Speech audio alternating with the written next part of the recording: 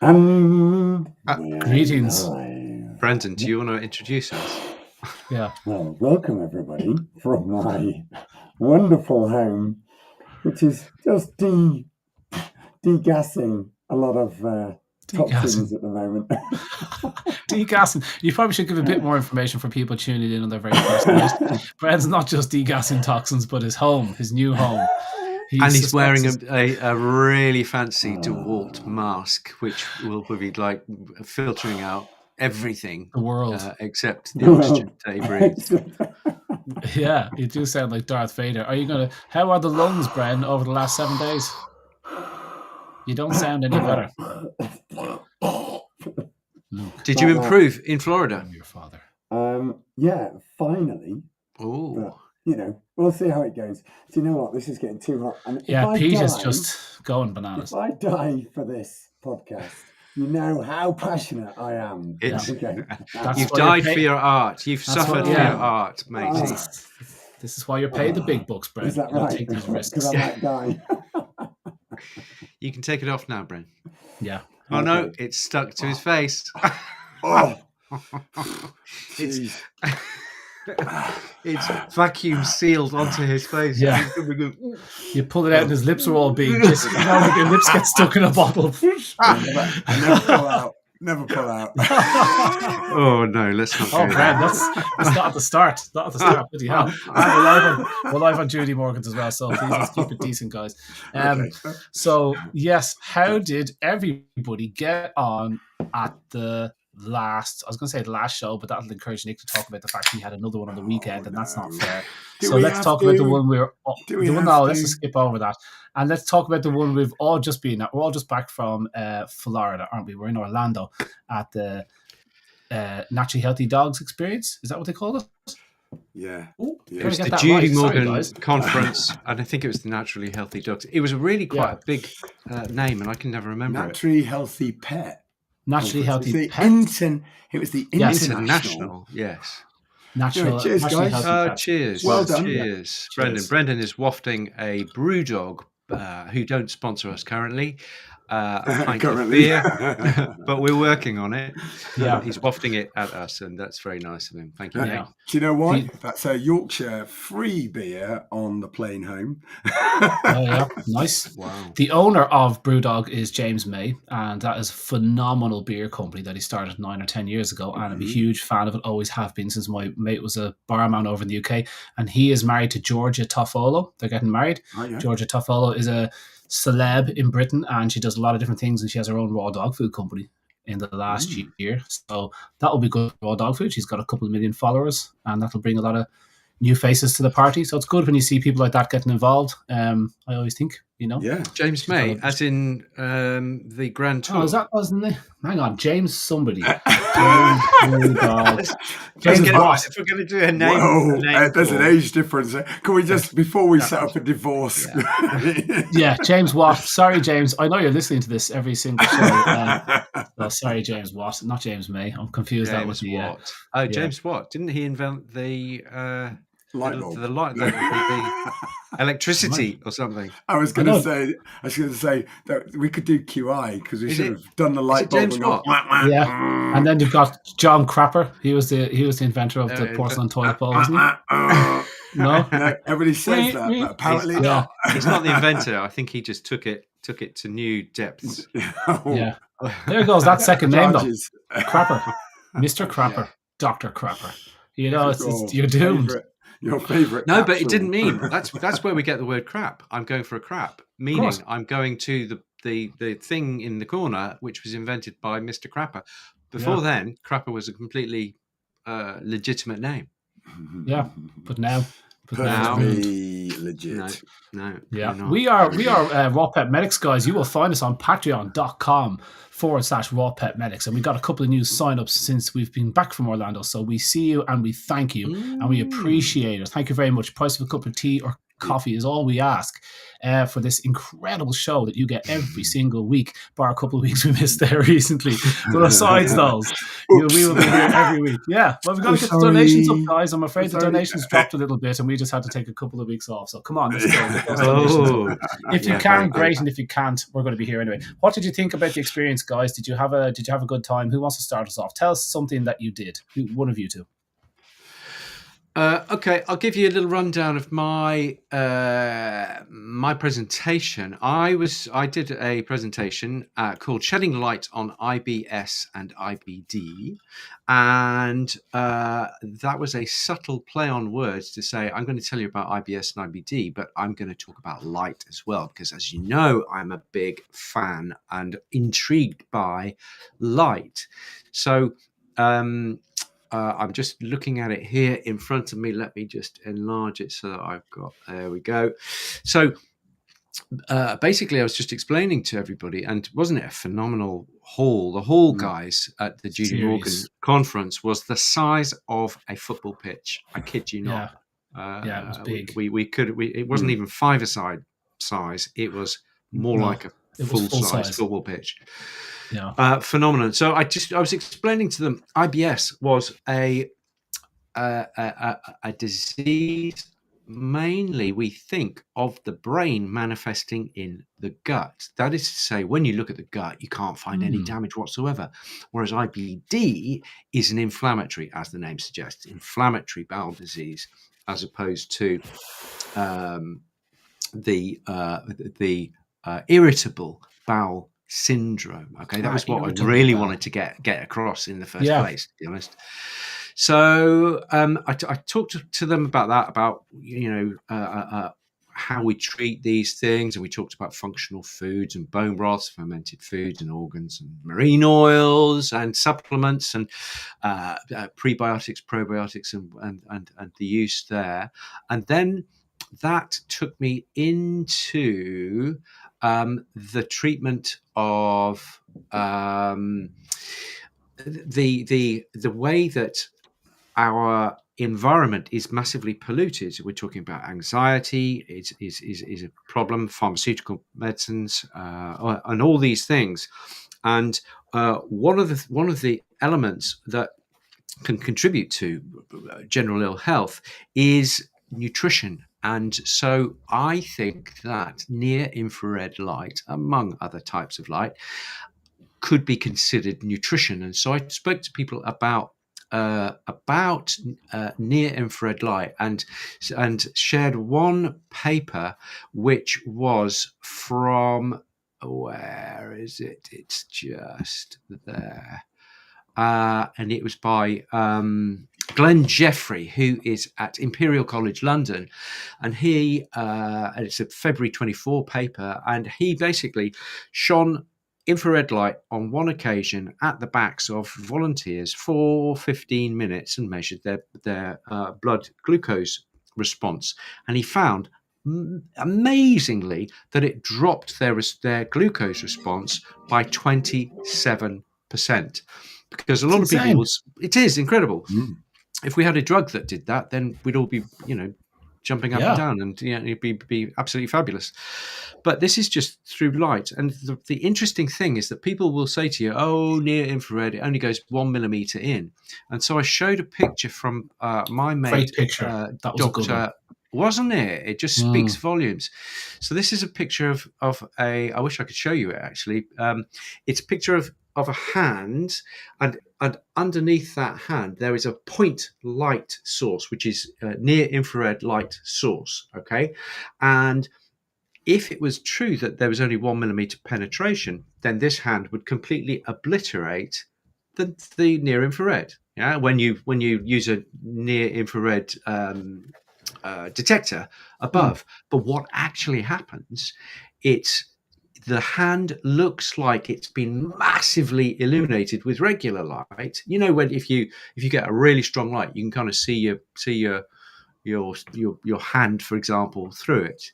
Well, that's what this picture looks like, and the light even goes up towards his wrist, and absolutely remarkable. So I just wanted to kind of bring that idea to some prominence with these guys, because I think one of our jobs is to introduce new ideas so that people can go off and research those things, and I think we do it rather well, actually. So just to finish up, and this is an hour's talk in 6 minutes, 2 minutes, whatever it is. I've said that what we all need a good light diet, because we all have a terrible light diet. We don't get enough near infrared because we're all using LED lights in our houses because we're told that it saves carbon and saves electricity. What's the difference, Nick, between LED and light that has infrared in it?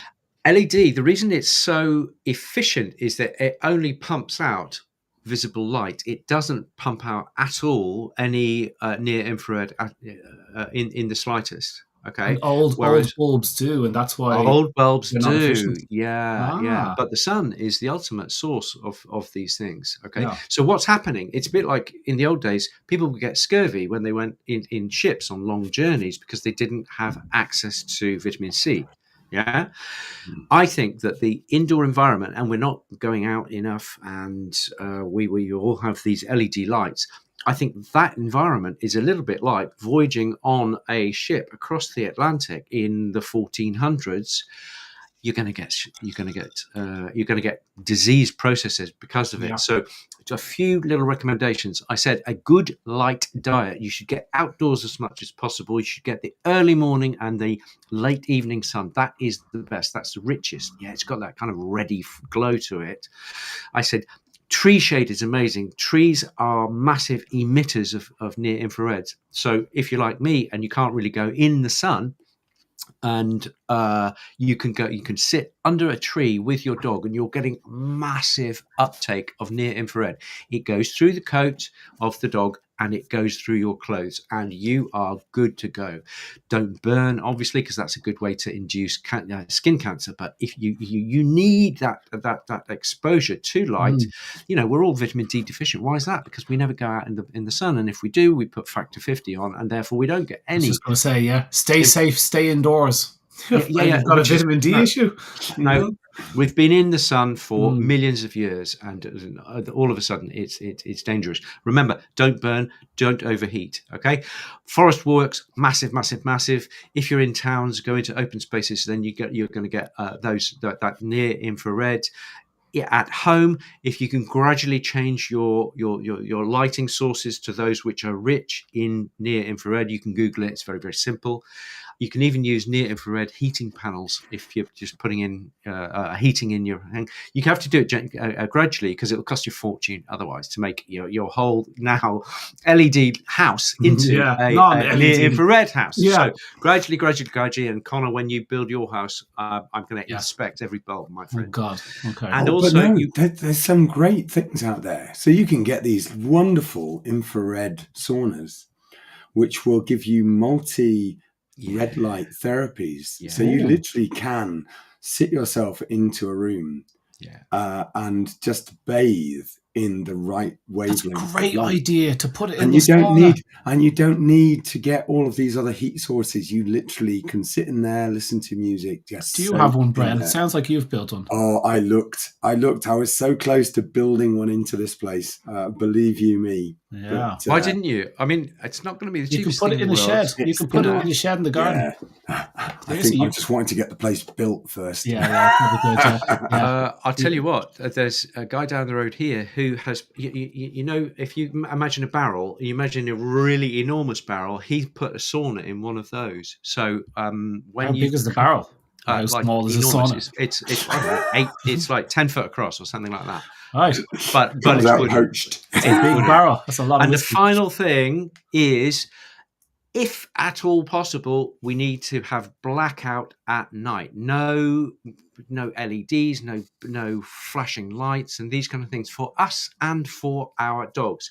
Blackout at night is the good thing. And if you get up in the middle of the night, use a red torch or a red lights, because otherwise it nukes your melatonin. So that's what we have. We've gone for the red lights that will come on. Ooh. So if you want to go to the bathroom, a red light comes on to show you your way. Good man. No, that's very good. Yeah. Like really great, really great. Nice. So, okay, there you go. That's a little summary. Sorry, that was a bit long. And I think Rita eulogized about that. You read something from her book, and you said, "I think you should record that, especially for our listeners, as a bedtime Did you prayer." like that? Prayer. I tried to do it really slowly. As a little thing that they can all listen to last thing at night. I got a soft voice. I got a great photograph. So Nick called out for people that weren't there, Nick read out a paragraph from Rita's book, that a couple of paragraphs that Rita had written. And it was nice, just a nice few words Rita had written about. I can't quite remember the details. But Nick said, look, I've got a little prayer to finish on. And in any other country, people, especially Ireland or the UK, they would have sat there listening to you. But you said, I want everyone to close their eyes and listen to this. I swear to God, everyone closed their eyes. And I didn't, because I'm Irish, and I was just like, I don't do anything. He was worried about who was going to creep up behind him. Yeah, someone's going to put a wet finger in my ear.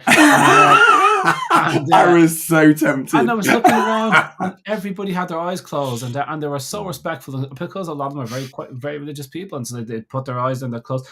And I took a great photograph, Nick. So I've got a photograph of you talking, and I took a few photographs of the audience, and they've all got their eyes closed in the middle of your talk. They're not all asleep. I'm sure some of them were awake. I was going to say, I can imagine you're going to post that and go, everybody was asleep when Thompson was yeah, that would have been funny. Here's a photo. I thought it was too lovely. That people did that, and I thought it was so nice. And Rita was really touched. She was like, she was so special delighted. moment together, wasn't it? Yeah, it was. It really was. It was lovely. Yeah. What are you talking about? I finished Bren 20 seconds before the hour. Unlike Bren got carted off with a hook and a stick. I also finished about 30 seconds early as well, just so everybody knows. A minute. Yeah, Bren went over. Bren went I just wanted to give them more info, but the clock didn't go for me, so it was like, okay. Yeah, you actually had more time left, so you actually, I think your clocks weren't synced. Yeah. What were you talking about, Bren? I remember thinking your talk was very good too. It was good.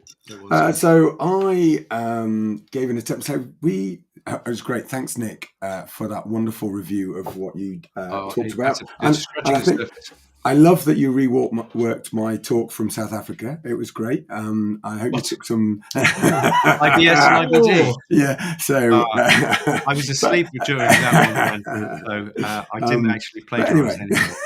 I promise. Shame you weren't wearing your rose-tinted glasses. I know. Red LED bit. I can't read anything. Do you know what? There's been some great reviews of all of our talks. Yeah, everybody was there. And really? And it was great. That I think we were so in sync again. Just like South Africa, there's so many bits that were overlapping enough, repeated enough, but brought something new. And it was just great to be alongside you guys and the other speakers there. Barbara Fraser, and we had the Marsdens, and of course Peter Tobias. Peter Tobias, met him for the first time. What a dude! What a lovely guy. Lovely guy. So the gang instantly. Yeah, so he'll be on shortly. He's already talking to me about he just wants to hang out, and I think that'll be brilliant. So we'll have a fourth guy to come along and enjoy a few beers and all the rest of it. So, so what did I talk about? Skins. I was trying to just reiterate to people that skins can get immediately complicated, and people will dive in to the very deepest end of allergy. And I was trying to say, look, remember, common things are common. I did a quick thing about parasites. For many people that are avoiding parasiticides because of the side effects and the worries about the environmental impact and what it might do to family members, let alone the pets themselves, that actually I do see a lot of people miss testing their pets, because that's the simplest way to ensure that we can find, are there parasites involved in their skin problem? If you can eliminate those with some natural options for fleas, mites, just changing the environments, things like that, we could be resolving a lot of problems. And certainly when I qualified, that was one of the major things. The first thing that they said, check your dog. Have they got parasites? But actually also reiterating that that's also just a symptom. A symptom, as we were saying with Connor, who loves to be eaten by not women, but more insects of the usually buzzing type. That actually it can be down to blood types, it can be down to attractiveness, pheromones, can be down to their reactive levels. So how much of a histamine reaction do they give to those bites? And that makes the difference between a poor guy who sat there having a beer, itching like crazy, and me and Nick, who are really enjoying ourselves watching him being eaten alive. I would. I would if it was the other way around. I really would. So there's that bit about, look, immune modulation can help these cases, especially things like some of the Demodex cases, those sort of things. But then moving on, even overlapping a little bit on Conor's talk, he'll talk even more eloquently about yeast and his scratch. But we'll talk about the fact of the imbalances of bacteria and yeast within our skin biomes, why that can also be an impact from what's happening with our immune system, what's happening with our gut health. So I talked to Jen a little bit about what Nick talked about with gut health and why that's important, going through that. Didn't get a chance to go through looking at the case in depth, but understanding a little bit more about the sympathetic system and why the stress of, as Nick was saying, about sleep health, what breath work and breathing, and for those poor brachycephalic breeds, will suffer from with their skin health. And actually, you can go on to understand why what you are suffering within your environment may also be affecting your pets, and actually is an important part of the health within the family. Is just as much your own health as it is your pet's health. That's what Nick was reiterating that too. Yeah, absolutely. So all of that really, sort of coming, and bearing in mind, we locked these in months ago because that was a requisite. Last year. And, to be able to speak along the same things, even Peter was talking about ears, and, we talked to, very similar things, because a lot of those ear issues, very similar to skin problems, are, related. So all of that sort of, just came in to the round. And I really enjoyed the fact that, everybody was talking on similar lines. I loved his talk, going into a bit more about sex hormones and the impact of neutering. Lots of great sharing of information between us all on that. And it's not just about replacing testosterone, and the need to use superlorin to suppress LH usually means that the other hormones you've missed are still out there, and then this risk that you are going to stress your adrenals trying to form other androgens, so other sex hormones that are trying to replace desperately what you've taken out if you've neutered your pet. So just loads of information, loads of vets around, and a lot of vets. Paraprofessionals which are into physio and other therapies, who were talking about hormone replacement and are doing lots of work, and just being able to share all of that with those side talks. It's just brilliant. And so generally great. I was desperately trying to force my voice, as I am now. So I wasn't talking like Barry White, and I can't even do that now because I just Barry White. Barry White. It's like north of Barry White. No, he's from Cornwall. Barry White from Cornwall. That would be terrible. It's. I felt like I was trying to force my voice constantly on stage. That sounded good, but it just came across a bit husky. Yeah, I think it worked really well actually, and your voice held out. I was worried for the first half hour, but actually you held out there, and there's some great information. Had some really fantastic feedback. Just before, Connor, I'd love to hear a little summary of yours as well. But just before, if people are interested, there is a wonderful Facebook person called Timea. Bren, if you could put it on the doodah, Timea, that's her first name, I believe, and then R is her middle initial, R for Romeo.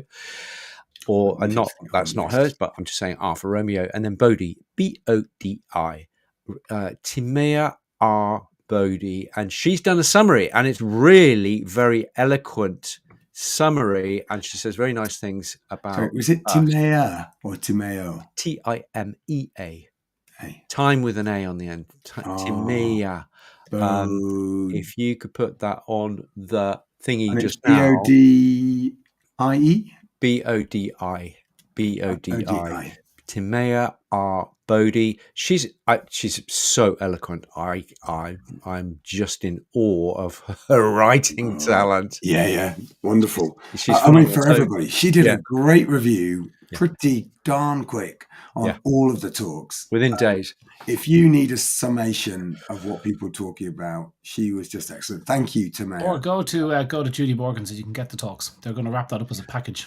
Absolutely. And you'll be able to watch those talks soon enough. So plenty of people already saying they've rewatched them online or they've watched them afresh online. So obviously they're out there available. So much that can be shared. And you know what? Just so much more information you can get right here from us. A lot of good stuff. It really is. So Conor, tell us about what you were... I was doing advancements in probiotics.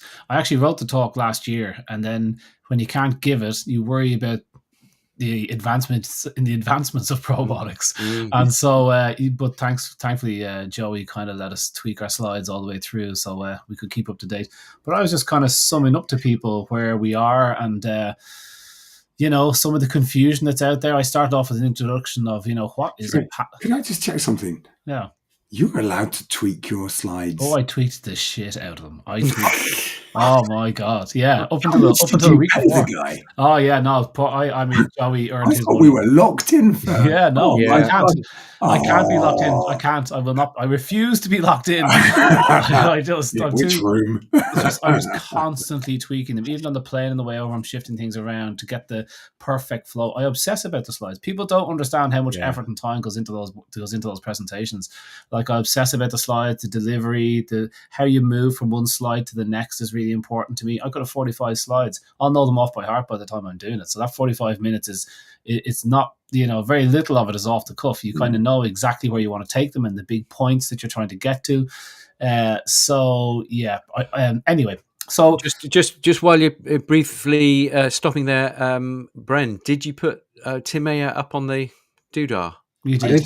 Yeah. Oh, you did? Okay, yeah. I didn't see it. Sorry, I was engrossed in what Brady was. So I started off with what is a pathogen, and the veterinary industry, the industry, not the vets themselves, but the industry is terrified of pathogens. E. coli, and I was telling people, well, here's the benefits of E. coli. Listen to the amount of things it does, from helping with leaky gut to probiotics being based on E. coli, Mucoflora, which is a probiotic invented in 1917, it kept German soldiers from getting dysentery in the trenches, and a number of other things. And it's like, what is a pathogen? Is Candida a pathogen? Well, here's all the things that Candida does for your body. And if you get rid of Candida with an azole medication, which, as I say, you wouldn't give to the mother-in-law, then you'll get lots of E. coli. And so the relationship between these is obviously a problem. And even with worms, I was saying there's some benefits to worms. And then I went out bigger and I said, look, if you were to look at humans, if you were to look at tiny planet Earth, if you're a god and you were to look at planet Earth through a microscope, we would be pathogens on the Earth.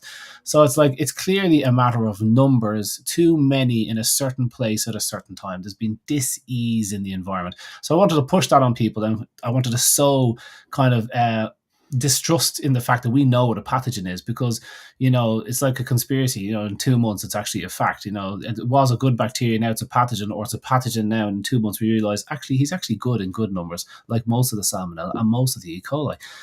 So I started with that, and then I said, okay, so if we don't know what a pathogen really is, like, what is a probiotic?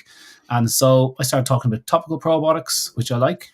Joe from Ingenious Probiotics, I gave him a good plug. I asked him for money. He wouldn't give me any. Love a bit. In fact, I'm going to talk about this in a bit in the side, how this saved my bacon with a broken tooth. That happened at the event. So I'm going to talk about that. So I love a bit of topical probiotics, great studies on that. But internal probiotics I've moved away from. I'm not giving any over-the-counter probiotics anymore. I have to retwig my allergies talk now. not that they're much harm, but the long-term effects of it, the studies are coming in with questions. So the whole thing was just showing questions of like, what we actually don't know what we're doing here at all. And all of it was a build up to like, there are lots of different types of probiotics, and now they're giving dead bacteria to people. So you can actually feed dead bacteria in a capsule, the cell walls of dead bacteria, and it goes down into your guts, and then the cells in your gut, what are they called? Not enterochromaffin cells. No, what are the guys? What are they? No, what's the Peyer's patches? Peyer's patches then see this dead bacteria, and they say, "Ooh, you've got a lung infection," because it was a bacterial lung infection, dead cells from that. They give it to people in ICU, and so your body ramps up protection for this lung infection, even though you haven't got it yet. So people taking these probiotics in ICU didn't develop the lung infections that others do in ICU that was killing them off. So there's just so much. But now they're doing it with yeast cell walls. They're taking things out like called beta glucans, which are also found in mushrooms. Some of the really best medicinal properties of mushrooms are beta glucans, which are yeast, fungi, same kingdom. So it's just so amazing, and that led me into yeast. Are they not? Yeast I don't think they are, my friend. Are they not all in the fungal kingdom? They are absolutely yeast and fungi. That's why yeast can change into a fungus and grow into a mushroom-type body in your gut membrane. I don't know, actually. You can Google that. The mycelium. The mycelium. Yeah, they grow in they can grow mycelium. They'll turn. This is the whole point of the talk, Nick. Better have been at the whole talk. He'd finished. He'd gone to bed. Yeah, the bar, aka the bar. What? Yeah, I did not. No. So that led me into yeast, and I started talking about yeast, saying, "Listen, yeah, we all see it as this floating around in the stomach causing it, or in the guts causing issues, but actually, we've all got yeast infections, which is when you can see the images clearly everywhere now. Where I open up my Jack suit jacket and say, we've all got a yeast infection, and I open up my suit jacket and I'm wearing a T-shirt saying "Got yeast?" ? Because we've all got yeast infections. Because yeast is strip in front of 500 women. And I sucked in my gut because the T-shirt was quite tight. It was the right fit last year, but I must be getting more muscly. But so I was trying to highlight to people that like a yeast infection is got such a bad rep, but yeast is just incredibly beneficial, from industry uses. But also internally, you've got lots of different types of yeast in the biome. There's less of them, but they're 20 to 200 times bigger. And they're really important. And we dismiss them because we like antibiotics and we love talking about bacteria and pathogens and all the things and products we can sell about bacteria. But the other half of that equation is yeast. And we haven't been keeping an eye on them at all. And so a resident yeast infection, it usually floats around in the gut, but it can go to the gut membrane under certain circumstances, such as when you starve it of carbohydrates, which I thought was a fascinating one. You jump from dry food to raw food because you say, cut out all the carbohydrates, but yeast then changes and will go to the gut membrane and say, well, I'll go get my sugars from here. And it extends out hyphae and turns into a little mushroom body. So when you Google candidiasis in a human, you'll see like little pockets of furry kind of mushroomy lumps inside the intestines. It goes to the gut membrane and starts to feed it, puts little tendril fingers, hyphae in, and it opens up little tiny holes in the gut membrane, which leads to leaky gut, which leads to food intolerances. The last 2 studies that came out, enormous links to food intolerances. So these are the raw-fed dogs you just can't get right. You try everything, it helps a little bit because good bacteria repress it. But ultimately, it comes back. It comes back. And in those dogs, these are your yeast infection dogs. And the solution is very, very simple. So that was my whole push to say, like, listen, we have been looking at yeast the wrong way. And vets have been looking at yeast cells in the poo and counting and saying, your dog doesn't have a yeast infection. That's only if the yeast is hovering around in the poo. The critical point here is that yeast can also go to the gut membrane to feed, and then it grows as a mushroom. It doesn't replicate by shedding off cells. So you'll look at the poo, you won't see an increase in cells, and you'll say he doesn't have a yeast infection. So it's very interesting. And also the dogs that get you to treat topically like multiple times, that's also, I suspect, an internal yeast condition as well. So it's those dogs where you've tried everything else, don't forget to try yeast infection. So I was pushing that, and I was showing people the internal solution and the topical solutions to that, which are on my website. I'm about to release all that talk. I've been waiting to release it because once you've promised the content to Morgan's, I didn't want to keep releasing it elsewhere because then it would ruin my talk. So I've been sitting on it for a while, but now I'm going to release it up on drconorbrady.com, and you'll have Is Judy okay with that? Or is she not wanting you to sit on it for a month or two till? I don't know. I don't think that's possible. But Okay. they have the talk, and then you can give the talk in various different ways, you know. But do you want the bottom line on yeast? Yes. Yeah, go on. Do you want to break the news, or shall I, about phyla and yeast and is yeast not and a mushrooms? fungus. It's not a fungus. Is it in the same kingdom as fungal? No, I was just pulling your leg. I just thought I wanted to see you squirm. I was squirming. Yeast is a type of fungus. Specifically, yeast are single-celled microorganisms classified as fungi belonging to the primary to the phylum Ascomycota or Basidiomycota. They reproduce asexually by budding or binary fission and are known for their role in fermentation, converting sugars into alcohol and carbon dioxide. Common examples are Saccharomyces cerevisiae, which is used in baking and brewing. So well done, Dr. But it's the fact that they can change to this mushroom shape is the fascinating bit. So if you put yourself under stress, take some chemicals, starve them of sugar or whatever, you can drive them to the gut membrane. They are the masters of survival. And also the azole medication we give them, they have 7 ways of avoiding the azole medication.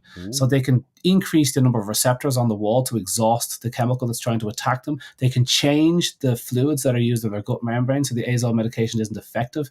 They can multiply every 20 minutes, just like bacteria. They have all these different remedies.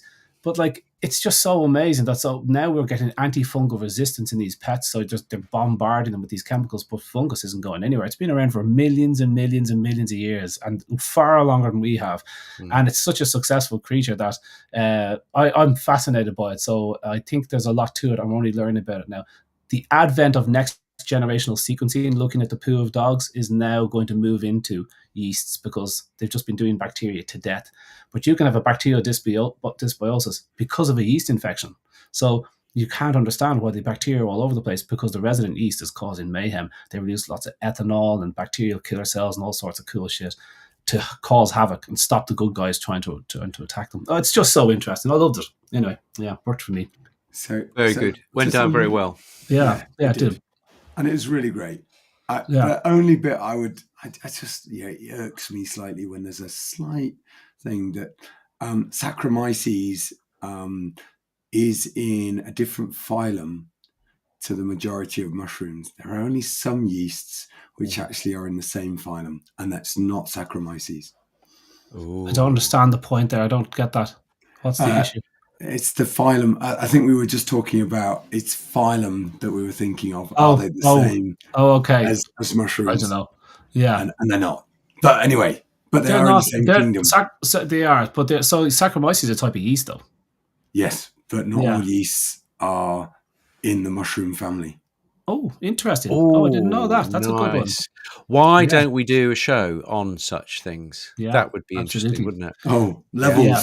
Kingdoms, phyla. No, not on classification. Bloody hell, no, please not. Who are we going to put to sleep next? But the azole medication stuff, like if you're pregnant, you're not allowed to touch that stuff. It turns off this CYP enzyme, and that's how it tries to kill the yeast, which yeast gets around very, very quickly.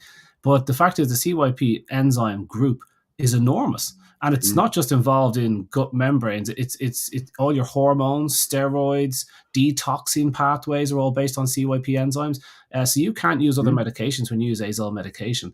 And itraconazole has some issues, and you should see the studies on how quick. Some issues. Yeah. It's mega, mega bad. And it's like, this is the only solution for internal yeast, when the actual solution is so simple. I showed everyone the ingredients of this product we have, Yeast to Feed. I said, look, here's how to make it at home. It's simple. You can source these ingredients online, and you'll know within 4 or 5 days if it's a yeast issue. And then you can keep on. But if the dog doesn't change in 4 or 5 days, like putting in pain relief for bad behavior, is the dog in pain? Well, how did he respond to a bit of paracetamol? Did he improve? Well, maybe he's in pain. So I thought that's such a great answer. Now I like putting in the solution rather than spending huge amounts of money on tests, analysis, paralysis for an internal yeast infection, which we still have no tests for. Once it goes to that membrane, turns into a mushroom, what are we going to call it? A fungal body. We've no test for that. Mycelium. Mycelium body. Yeah. So anyway, that was my talk. What else in concluding? You want to show the product, Conor? Just Yeast to Feed. very I don't have a yeast defeat product to hand. I've given them all away. You had it a minute ago, didn't you? No, I have. It was brilliant because actually, so often I've looked at, for those recurrent gut issues, you can pick up Giardia, you can pick up Clostridia, and you think that's that. Why is that eruption of watery diarrhea suddenly occurring? And it did open my eyes to, the possibility that maybe we do need to just control those yeasts a bit better before we start going into that. So I felt your talk was brilliant. Cool. I appreciate it. Really nice. That's the topical product, the ProPitium product. Okay, so ProPitium is the little beastie. In the last 5 minutes, I was saying there's tell the guys why you can't use that internally as part of your yeast defeat. I don't know. I just know it just doesn't like being in moisture for longer than 24 hours. But I suspect it may actually be effective internally, which is not an internal product. It's a veterinary approved product in some countries in Europe, not in the UK, because I want to distribute it without getting harassed. So Pitium, the Pitium bit, if you take the Pro off the front of it, the Pitium bit is a little beastie, and it's all the roots in the world are in this lovely wet soil, wet, nutritious roots, and nothing eats them. Why doesn't fungus or mold attack them?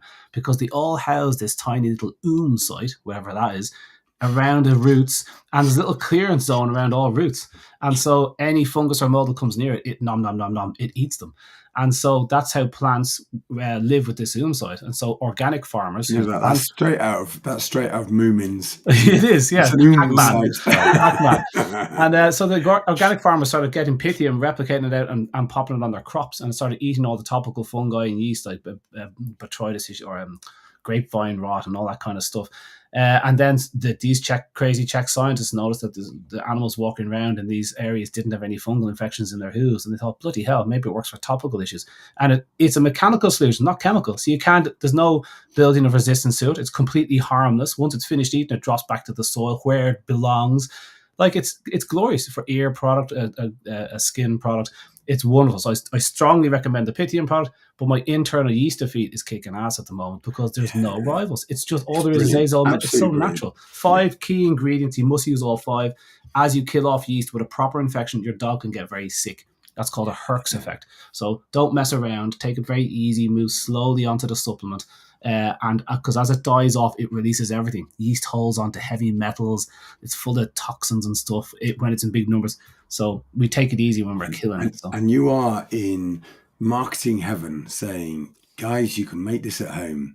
Yeah, actually, do you know how hard it is for people to put it together? Yeah. You've looked, man. It generates trust. It's like, good luck trying to find cellulase. It's hard. Look. And then getting it in the proportions. So, I know loads of people that want to reorder it. It's brilliant. Yeah, it's great. So if you haven't tried it already, guys out there, please do log on to dogsfirst.ie and see if you can get hold of it. Yeah, absolutely. Okay, listen, in the last couple of minutes, I just want to say a massive, massive thank you to Dr. Judy, to Gwen, to Krista, and to Joey, and to the whole team, because they look after us. Oh, yeah. It was royally. Just nothing was too much trouble. Yeah. They were they were massively efficient and so generous with their time and with their energy. Really, really want to say a big thank you to Dr. Judy and her whole team. Yeah. Absolutely. Yeah, and that's from all of us. Yeah, totally. Absolutely. Yeah, it was great, I have to say. Well, we're going to have to talk about the other talks because there were some great talks over in a bit on the side. And I think that's where we should leave those. I think any other great takeaways from the show other than the talks that we're going to talk about on the other side? I've got a good story about humic and fulvic acid. Let's do it. Let's do it in Patreon. Great one. Oh, can he not have just a little? No, can't have it. No, do it for the Patreon. Okay, then for the last minute or so, are we going to talk about what's still on our radar that we need to touch on? What are we doing next week? Yes. Quick Q&A next week, guys. There you go. Oh my God, already? Yeah, I know. Yeah. So, guys, if you want to get your questions in and you want to know a little bit more about any subject, Please try and keep it general. We don't want to try and give away consults in that side, because it gets very dicey with our governing bodies giving remote advice. So do try and keep it general. We'll try and give some general advice, and do get those questions in. We're going to put the post up early so that you can truly get a load of info down. So loads of questions. Let's have a look. We're going to spot some things that are different, and we're really going to enjoy next week with the Q&A. And we're going to try and do more than 3 questions. Is that right? We can try. If we try 5 minutes. Let's go 5 minutes per question, then we'll get a few. Oh, wow. Yeah? We always make up these. That's a minute each. With a little bit of banter in between. Never happens. Brevity, yeah. Small is beautiful, boys. Small is beautiful. Yeah, that's only because he's the smallest in the group. There you go. I proved my point.